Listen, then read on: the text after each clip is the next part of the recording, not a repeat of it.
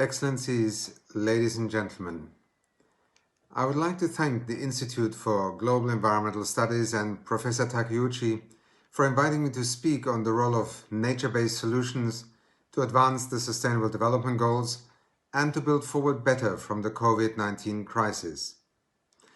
The pandemic shines a harsh light on the fractured relationship between nature, health and well-being at a time when biodiversity is declining at an unprecedented rate. At the United Nations Development Programme, our upcoming 2020 Human Development Report will therefore focus on how we can rekindle our relationship with nature and improve people's lives today and in the future in balance with the planet.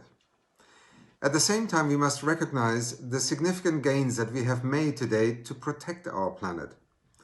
Look, for instance, at the fact that we have added 3.4% of land surface and 7% of oceans as new protected areas in the space of just 10 years. However, we need to go even deeper and do much more at the socio-ecological production landscape and seascape levels. That means rethinking our production and consumption systems and food and agriculture in particular. These areas are the key underlying cause of biodiversity loss, so increased efforts in this area will be fundamental to help conserve ecosystems, foster biodiversity, and tackle climate change. To do this, we need to build upon deep-rooted cultural traditions that show us how we can better manage our planet's precious natural resources. In particular, I believe that the Satoyama Initiative has the power to inspire countries across the globe as they seek new solutions to build forward better from COVID-19. It is a traditional Japanese rural land use system that represents a balanced relationship between human beings and nature. Indeed, I have always personally admired the Japanese concept of Satoyama and Satoumi, a ridge-to-reef concept where the livelihoods of mountain and coastal communities intersect and coexist with nature. In this respect, I am once again reminded of the story of a Japanese oyster farmer, Mr. Hatewama, who was concerned about the water quality in his local bay, recognizing that its condition was dependent on the rivers that feed it and in the forests and mountains that feed those rivers. He reached the conclusion that for one to farm healthy oysters, one needs to care for the forest to have a clean and healthy sea. As a token of respect to the farmers and foresters for subsequently taking care of the forest, Mr. Hatewama went upstream and thanked them by offering them an oyster.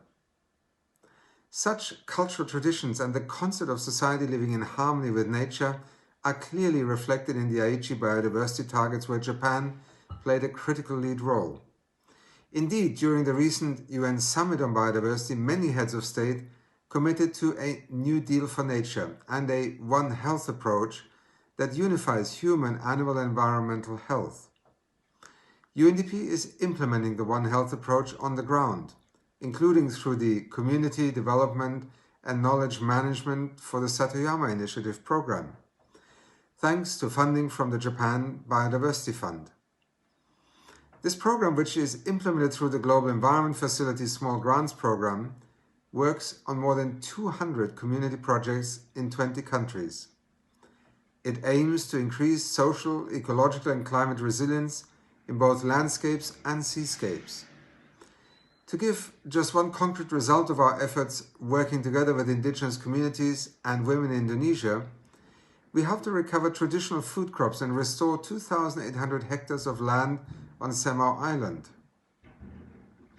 Looking ahead, parties to the Convention on Biological Diversity will soon be finalizing the post-2020 Global Biodiversity Framework. I'm optimistic that together we can develop a strong, renewed framework and this time achieve our biodiversity goals. We only need an additional $700 billion annually to achieve our ambitious biodiversity goals for 2030. That is less than 1% of global GDP and only a fraction of the 5.2 trillion the world spends on fossil fuel subsidies every year.